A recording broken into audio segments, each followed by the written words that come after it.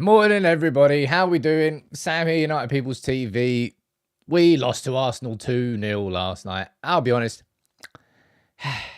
there was a lot of head loss from me in that match reaction, and there's still quite a bit of head loss from me coming in this live show. All right, like frustration levels were like level 100. Could United have done more in attack? Yep. That's why Amorim spoke about the lack of aggression going forward. Keane did, Neville did on the overlap watch along. I'll run through those comments. But defensively, a lot of progress in that first half considering how we've played in these games before.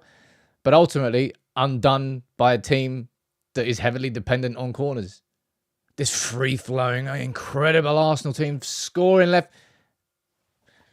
They didn't put a glove on us, apart from corners. All 13 of them. I'm going to run through Amorim's post-match comments on set pieces, on the lack of aggression, on the rotation, on the positives and negatives we saw in that game. Absolutely, I agree with JC down there. We are a work in progress. But it's just, I think the reason why I was so frustrated is because Arsenal were largely crap, but they won 2-0, so it's a trump card. So you're going to lose every argument you have with an Arsenal fan. Yeah, and that kind of annoys me. I'll run through everything. You fire in your comments and your questions.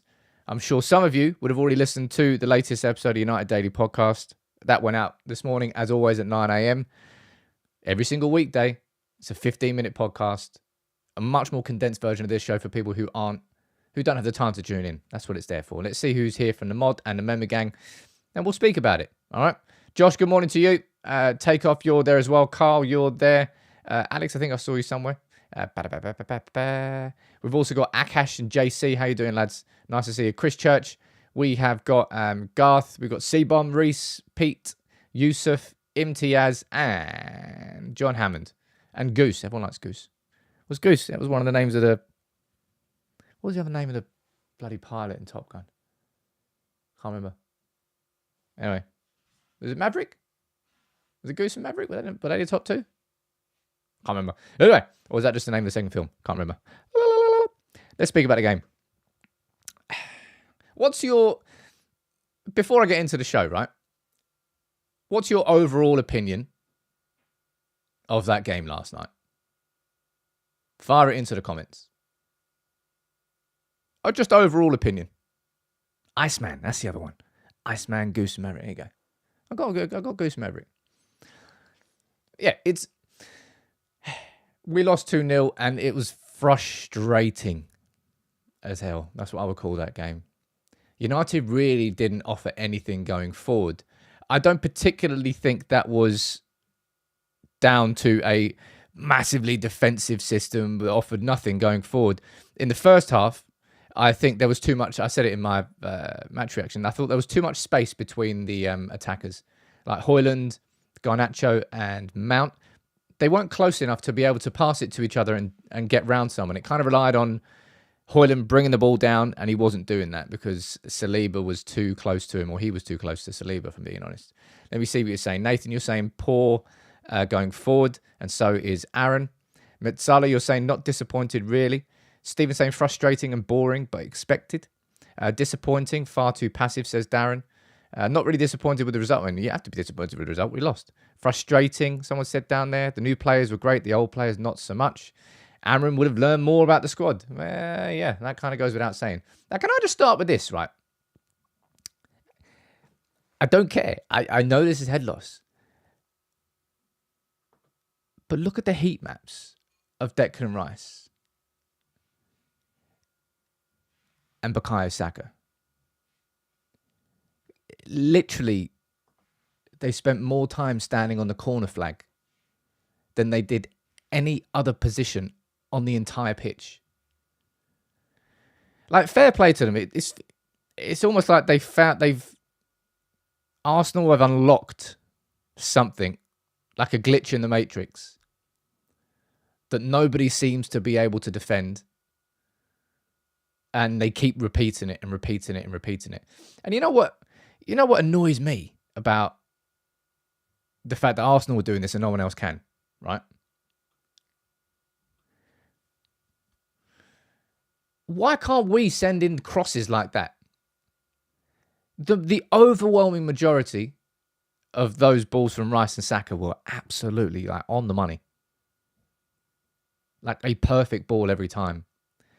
And when it comes to scoring from corners, I'd say that's more important than anything to do with, of course, this all is part and parcel of it, but you need to be able to drop that ball on the money.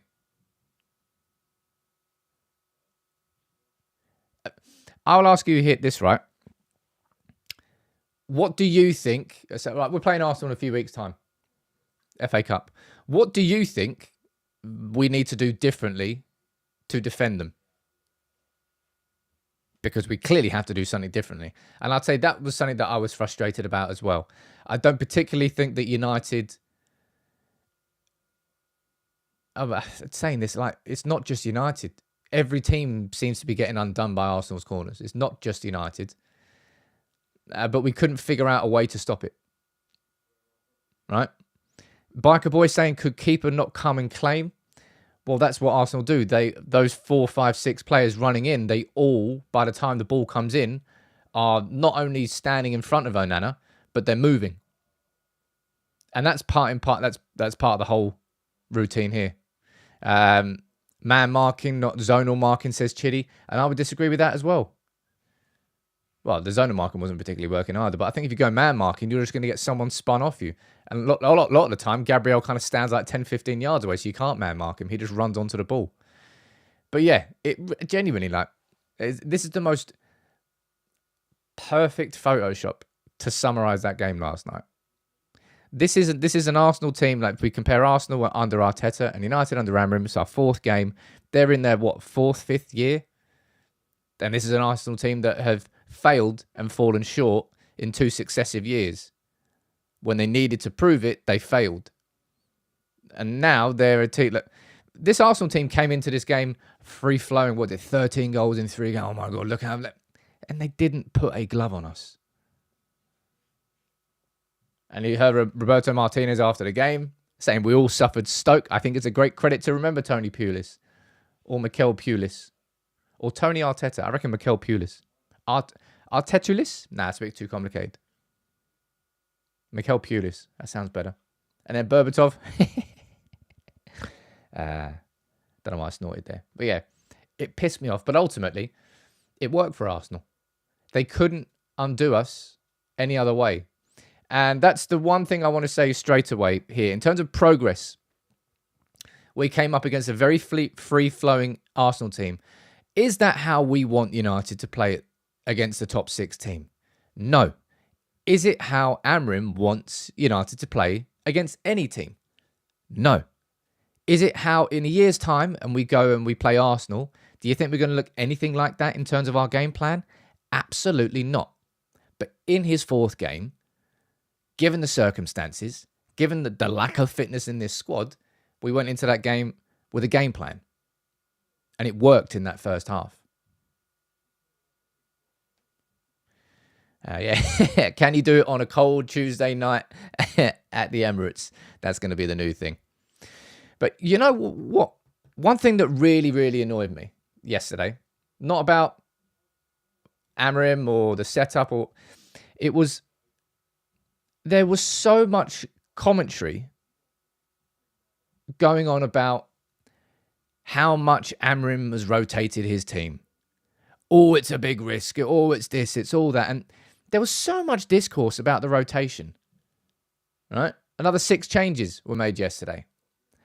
And there was absolutely sweet FA conversation about why these changes actually happened. Do you really think that Amorim went into this game against Arsenal, his toughest game, and he wanted to leave Ahmad on the bench?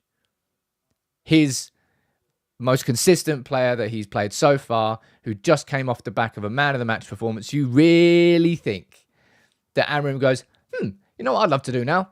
Put my best player on the bench. You know what Amorim really wanted to do after Bodo Glimt when Højlund scored 2 and was man of the match? You know what he really wanted to do? Put him on the bench against Everton. That's a really smart... No. It is needs must. And that is why we are rotating so much. Quote unquote. It's not because I like to change all the time, but we have to have all the squad fit. Fitness has been the underlying biggest issue at Manchester United for I don't know how long. And I'm not just talking about injuries. I'm talking about pure fitness. The ability to play a certain way for 90 minutes without a drop-off. And to be able to do that once, twice, 3 times a week. Manchester United can't do that. It's the rotation. Look, Santi, you're saying down there, we need rotation to build up the fitness levels, but it's part and parcel of this is if Amorim wasn't to rotate and Ahmad yesterday in the 40th minute pulled up and held his hamstring, whoa, he would get slated by United fans. We wanted a manager to understand the need for rotation and to understand the need to protect players. That's what he's doing. And Shah, you're saying no, he needs to establish consistency, hence the rotation. Maybe that's part and parcel of it. Getting all the players used to playing in the system so that anybody who jumps in and jumps out therefore understands it. But then conversely, you'll say, well, rotation, Sam, would make it harder to build consistency because you're chopping and changing all the time. And you're all correct, by the way.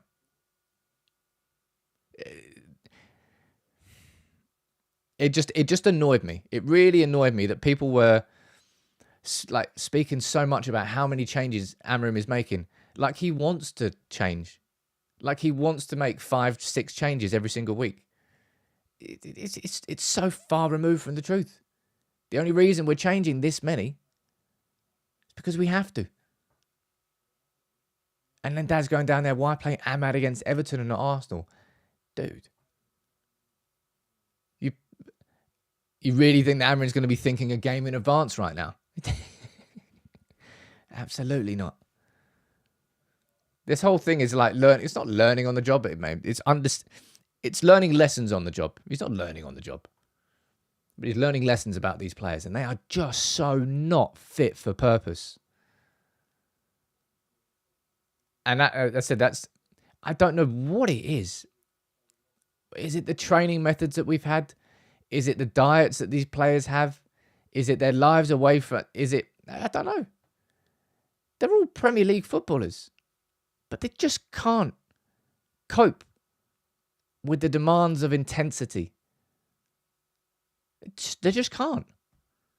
And a lot of it, when you try and push those players who aren't capable of doing it, boom, injury, hamstring injury, muscular injury. You push them past their limits and they get injured. And you're saying it could have been far worse. Hey, look, dude, I'm not here saying it was an absolutely abysmal performance yesterday. I think there was so much to take from that first half. Like, you remember how we played at Arsenal last year, or just how we played against top 6 teams for years now. United had a system. Everybody knew where they were supposed to be. I thought Malacia actually played very well. And the only reason Malacia went off, Malacia had a time limit. So it was pre-planned that Malacia would be coming off after 45 minutes. I thought Mazraoui defended very well. I thought Ugarte defended well. I actually thought Bruno played, from a defensive perspective in the first half, I thought he played well. I'll speak about Bruno being deeper. I definitely saw improvement from... I think that in the simplest of terms, that game yesterday, we saw progress from a defensive perspective and we stalled on an attacking perspective. And to win a game of football, you need to be good in both. There was progress on one, and the other was just sort of like, well, we're not quite there yet. And that kind of makes sense when you think about it. It's going to be quicker to be able to... That's why they say that scoring goals is the hardest thing in football. From a defensive structural standpoint, United, we certainly look better. But from an attacking perspective, there was so much to improve, right? And this is what Amorim said after the game. You saw the structure, you saw the bounce between the centre-backs and the midfield, but then you see we need work in the final third. We need more ideas. De Ligt speaking after the game saying there are positives, especially on the defensive side. Offensively, we must and we will improve. Now, United scored 4 against Everton. We got 3 against Bodo Glimt. So we're capable of scoring goals. But that was, in all respect, that was against Bodo Glimt and Everton. When you're coming up against opposition like Arsenal, it's going to be significantly harder to create those opportunities. And I don't particularly, I think, what was it, Delo in the first half with that shot? From an offensive perspective, it was pretty offensive how bad United were, really. And Amorim spoke about that lack of aggression. The fact that he wanted more ideas, and the fact that that's probably going to be something that takes longer to come. Ryan, I completely agree with you. We looked coached in that game. And the players looked like they knew what they were doing. And it wasn't about relentless pressing and relentless movement and leaving spaces. I saw Ugarte and Bruno operate as a midfield two together. I saw De Ligt, Mazraoui and Maguire operate as that three together. Quite comfortably as well. Just knocking it about. And the Arsenal crowd was getting angry. We were doing the exact thing that Arsenal didn't want us to do. And the crowd was getting frustrated. That's what you got to do away from home. Don't play how the crowd wants you to play. Play in a way that you think can nullify what the opposition do in part. And then when you're good enough, when United can flex their muscle, and we actually are a decent team, which we're far from yet, then we start to control the game. Instead of trying to nullify it for the opposition, we stamp our own identity on the game. We've won the league before without beating the top six. I don't know if that's a true stat or not. I have no idea. Akash saying I can't lie. The lack of aggression from Rasmus and Garnacho was concerning. I'm going to speak about all the attackers in a little bit. But listen to this little comment from Roy Keane and Gary Neville on the overlap watch along yesterday, and they're speaking about that lack of aggression. A lot, not just with United, but you see wingers get it in a position where they can run at a full-back and they go at them a little bit and then they stop for some reason and then they come back and play around and recycle it all around the other side. It drives me absolutely. And I think there's times for that, particularly if you think you're in control of it or depends upon if you win 2-0 maybe. Yeah, of course. But United there, when you're chasing, you should like to stop, almost call a time-out and say to players, you know, again, I was saying it a couple of weeks ago, we need a goal. No? You almost remind players, oh, yeah, you're 2-0 down. And I think they're all spot on. Now, I've got a photo of Garnacho here. I've got a photo of Rashford and Xerxes. And people are going to try and, well, no doubt, people are going to try and jump on an individual and say, he's the problem.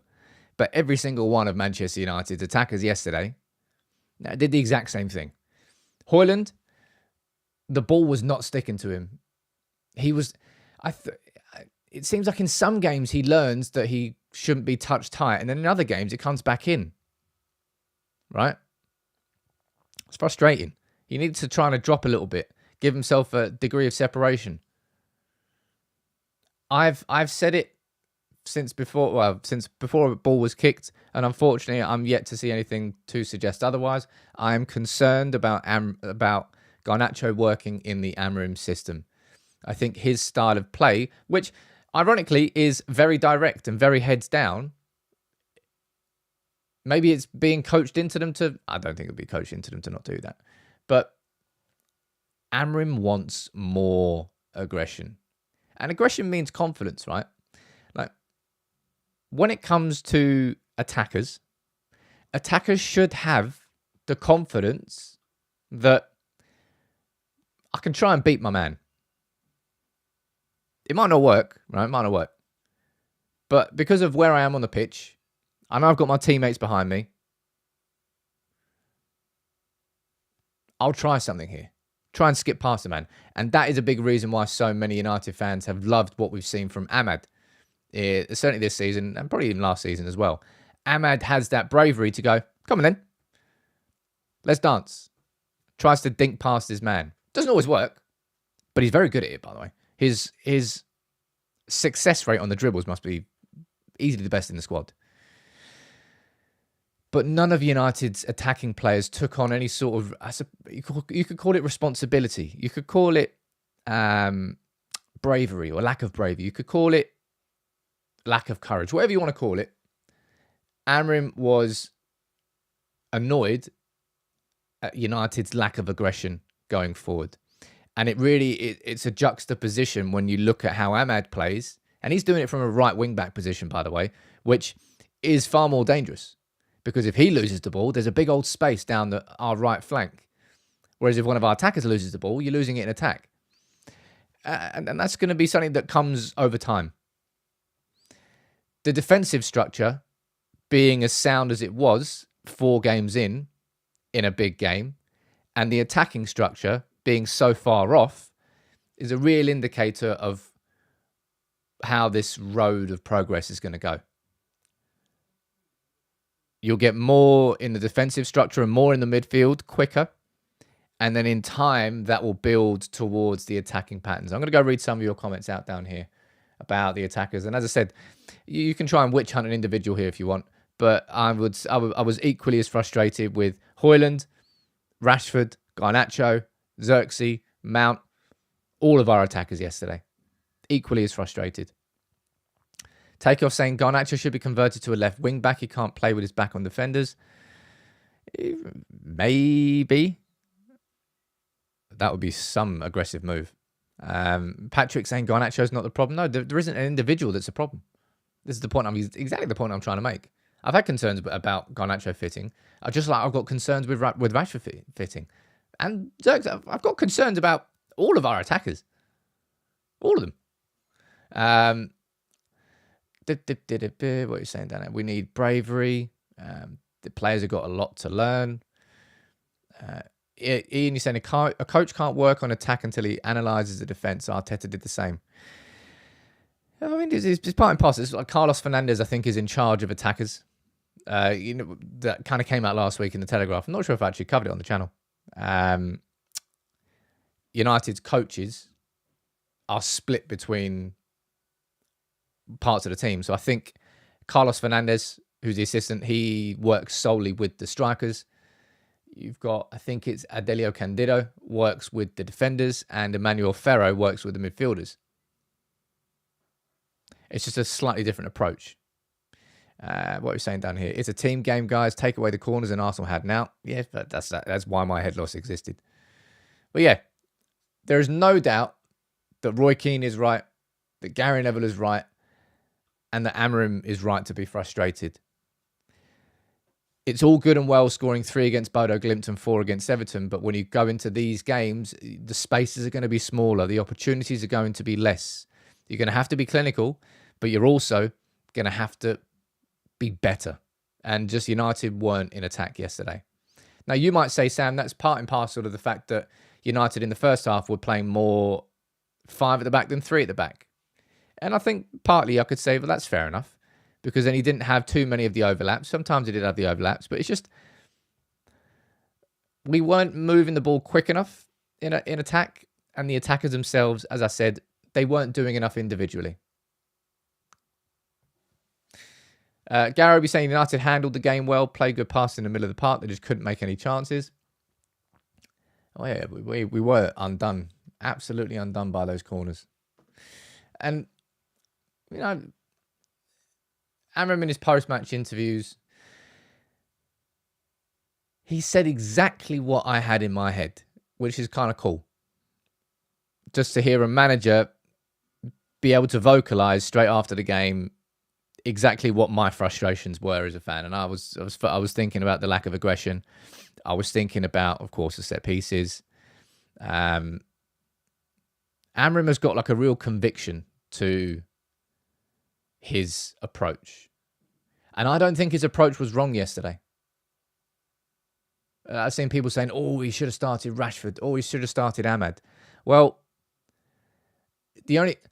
I predicted Ahmad wouldn't start because if you watch United and you watch how Amorim has handled his team so far, it felt quite obvious that after the 90-minute performance, when he but he said, look, Ahmad, if he needs a bit more fitness to be able to do that to the end, that it was going to take him and rest him for the first 45.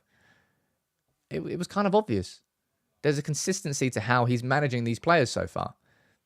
And anybody who didn't think that maybe wasn't thinking enough about understanding the patterns that we're seeing in the management. I'm going to tell you, how you doing, dude? Gifting 10 memberships. What a morning. Thank you very much, man. It's all kicking off out there, by the way. My flat is getting packed up.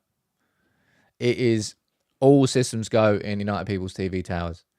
tomorrow, make sure you tune in, by the way. Tomorrow is going to be the last ever live stream from this flat before I move. And hopefully I'll be in time for the Forest game on Saturday. Seven Samurai, how you doing, buddy? Haven't seen you in a while. Saying, Sam, do you feel there is also a lack of movement off the ball from the forwards, as well as a lack of confidence to play the progressive pass in traffic from the midfielders? As I said, I thought the biggest problem yesterday was how split our attackers were. There was just so much space. If Garnacho had the ball and he looked up, Højlund was there among like 4 or 5 players. And he goes, well, I can't pass there. So we kind of turned back a lot of the time. And partly a little bit of lack of confidence, and partly a little bit of lack of the overlaps. It was just there were too many Arsenal bodies between the players attackers that had the ball and teammates. That's what I think. So anyway, there were a few positives. There, I think there were. Will I cry on camera tomorrow? No, I will not cry on camera tomorrow. Times move on, people. I'm looking forward to, well, got a lot of love from my mum and dad, but I'm not particularly looking forward to moving home. Dad, if you're watching, I'm joking. I'm not joking. But needs must. Some people, hey, look, this happens to a lot of people. I'm in a privileged position for the fact that I can move back in with mum and dad because, of course, we've had to sell this flat. The arseholes that we were buying the place from couldn't prove planning permission. We had to pull out of that purchase, but we didn't want to let the people down that we agreed to sell to. So, is what it is. Now, can we talk about the real positive from yesterday? Because I think there was positive defensively in the shape and in the structure. A lot of frustration around the corners, but a real positive here is Leny Yoro making his debut for Manchester United. He came on, do you have about half an hour? I think he had about half an hour, thereabouts. And, I mean, talk about a tough introduction. I think United were 2-0 down at that point. Or was it 1-0? It was either 1-0 or 2-0, I can't remember. But Yoro looked fit. Yoro covered the spaces well. There was one particular tackle that he made, and it kind of looked a little bit like Wan-Bissaka. How you know how Wan-Bissaka always like, well, he's not going to reach that. Oh, he's reached it. But Yoro looked sound. Okay, I think that's exactly how you would describe that debut. Really solid, and in tough circumstances. So fingers crossed now that Leny Yoro is going to be fit to, I mean, potentially fit to start against Forest and then come off after 60. Because typically that's kind of how that's the way I always see progression and return from injuries. Your first appearance back will be from the bench for the last 20 to 30 minutes of a game. Your second appearance might be from the start and you'll get taken off around about 60 minutes. And then the third game, hopefully, from that point on, you can be fit to start games. So by that sense, we could well see just a progression now for Yoro to then be fully fit to complete the 90 minutes against City. I think that's a realistic and fair aim.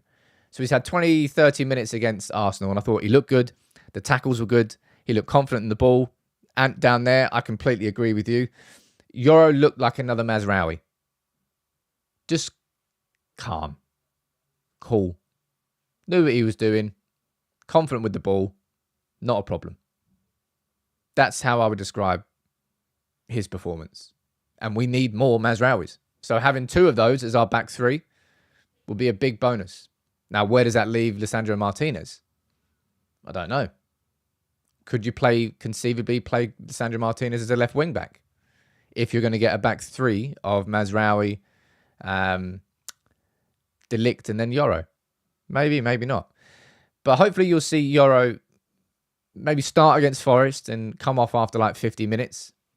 See him start against Victoria Pleasant and get 60, 70 minutes and then be fit and ready to start and finish the game against City. That's what I think so. Yeah, lots of you are sort of waxing lyrical down here. Leny was good. He played like a young Rio. Let's calm down. I always try and avoid that. I don't ever want to say the new X or like even the Stockport Seedorf. I thought it was it's just weird. I actually thought Maguire played good yesterday, man. A couple of balls as well he put out. Maguire, as a central centre-back in the back three, I think will look good. Doesn't have to move that much. Quite kind of a static position. And the focus is on progression. And I think that's where Maguire can actually be good. I think Maguire is going to surprise a few people this season in that central centre-back position. I don't know whether that means that he should stay. I don't think it does mean that he should stay. Yeah, you're probably right down there, by the way. Put Martinez as the left centre-back and then Mazraoui as the left wing-back. Maybe. That's a better option. But it's going to be interesting. When Yoro's fit, Yoro is starting. Right? When Mazraoui is fit, Mazraoui is starting. Same thing I would say about Martinez. Probably the same thing I'd say about De Ligt. But yeah, this is what Ruben Amorim said about Leny Yoro. He goes, you can feel it, the talent, the speed, the way he handled one-on-ones in a difficult stadium after a lot of time without playing. Yeah, I think Yoro will be really happy with himself. And look, you might be frustrated with rotations. You might be frustrated that United's best players aren't getting the full. Amorim is managing these minutes and managing these players in a way that Erik ten Hag didn't. Will that make progress slower? You could argue potentially. But also at the same time, he's rotating his squad so everybody understands the system. So that when you take certain players out, there's others that are used to it. And it should make that ability to rotate between your squad a much more natural thing. And it also should stop United's players from getting as many injuries. Yoro could easily probably have been put in a couple of games ago, I reckon. I mean, he's been training for a long time. But instead, he's been managed. And it's, you know what it is, right? Amorim, something that I definitely think that we've learned. Amorim is not going to chase a result to the detriment of long-term progress. Against Arsenal there, he could have easily started Ahmad. The others on the pitch, I think you could argue about whether or not you wanted to start Rashford or Garnacho, blah, blah, blah. But he could have risked it with Ahmad because he would have been a better team overall. But he didn't. I think he's put in the players... Not the players... I mean, partly is the players' well-being, but that directly impacts the team's well-being. He's focusing on that, which I think is a very important thing. And I agree as well, rotation does help with unpredictability. My point here overall is this, right? You can't go from having a manager who didn't rotate and people being pissed off that he didn't rotate to a manager that is coming in and having to rotate as a consequence of a lack of fitness, literally a squad that isn't fit for purpose, and then be pissed off that he's rotating. It's like, what do you want? And I'll be totally honest, I don't think it's United fans who are getting annoyed about this. I think it's just pundits that aren't doing their jobs properly. That are not understanding why he's making these changes. Bembe, you're saying, what do you think of Kokonki being on the bench? Well, Amorim, I forgot to pull it. Have I got the quote here? I forgot to pull it up. God damn it. Can't get the staff these days. Right. Kokonki, 16-year-old Kokonki was on the bench and Amorim spoke about him after the game. He said, look, he is ready for the Premier League. He is a super talent. It's a bit of a message to the other younger players that you can be involved. And that was... So Kokonki, if you don't know, under-18s play. He's 16 years old and he plays left centre-back and left-back. He is versatile. Physically, I mean, people are obviously going to focus on Kokonki being 6'5" and an absolute door of a man at 16 because he is. He's huge. Absolute unit. But he is far more technical than just a battering ram, if you want to call it that. He's a very good footballer. Both him and Dan Armour from the under-18s really kind of... graceful might be the wrong word. They're just good players to watch. So the fact that he's made the bench for the first time means I don't think we're too far away from a debut. Ebifemi saying, Sam, do you think Kokonki is ready? Hey, dude, it doesn't matter whether I think he's ready. It doesn't matter at all whether I think he's ready. The fact that our manager, Amorim, has put him on the bench against Arsenal tells you that he thinks he's ready. It's got nothing to do with me. It's about the coach and whether or not they feel that he's ready to come into the team. Age is irrelevant. It's all about what Amorim thinks. Oh, wow. Look at that, man. Gungshi and JC, two absolute legends of the channel. Both gifting 20 memberships each. Thank you so much, man. I apologize that all the gong sounds have gone for this time being. But I'm currently, and I have been for a while now, reworking the soundboard. We're moving house. We're building a loyalty point system. So there's a couple of things juggling up in the air right now. But I appreciate all of you. I really, really do. Did I miss I didn't miss any other super chats. Mania, I completely agree with you there. Saying that is a vote of confidence in the youth. It completely is. I tell you what, you're really, really gonna zig. I don't know why I had to say that. You know, intrusive thoughts sometimes. I think you're really, really going to like the video that we've got coming out on the under-18s and kind of specifically about Adam Lawrence. Been working on it for a good while. Alex, there's no manual gong. Everything's packed up. If you're good enough, you're old enough. I think Kokonki is the definition of that, really. Now, something that happened yesterday, which I predicted, I understood the logic, but I don't think I want to see it again, is Bruno Fernandes as a central midfielder. The reason why it happened, all right? Game against Ipswich, we played Casemiro and Eriksen. Got completely overran. Game against Bodo Glimt, it was Ugarte and Bruno. Much, much better. And that's why it was those two again. I thought defensively in the first half, it actually worked quite well. But offensively, I think it exposes Bruno's weaknesses with progressive passing. And it also takes him further away from the attack. You know how I was saying that there was too much space between our attackers? Part and parcel of that was probably because Bruno was playing deeper. Bruno has always been a massive connector between our midfield and attack.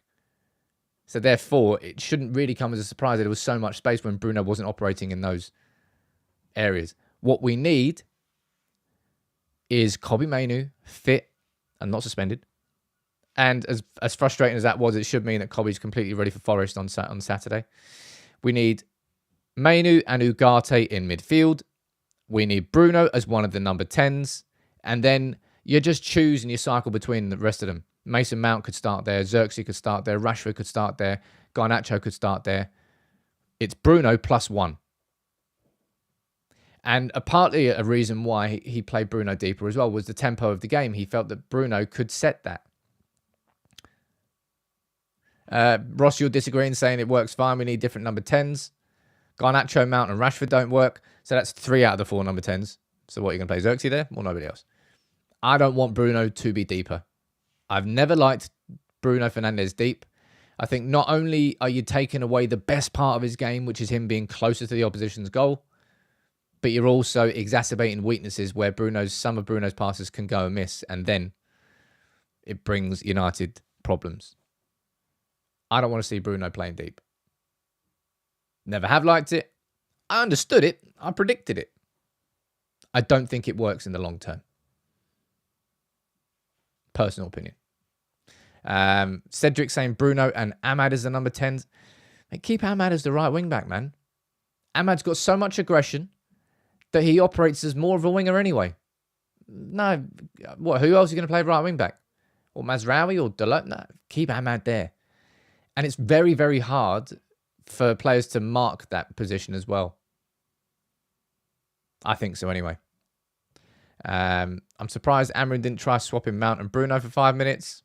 Well, we had that conversation, I think. Was it before the Everton game? I think it was before the Everton game. We were like, who would play deeper, Mount or Bruno? And most of us, I think, said Mount, but it's ended up being Bruno. Ugarte and Mainoo in deeper rows, I completely agree. Right? I completely agree. Anthony saying, I think a lot of these players are in certain positions for Amorim to see their best position.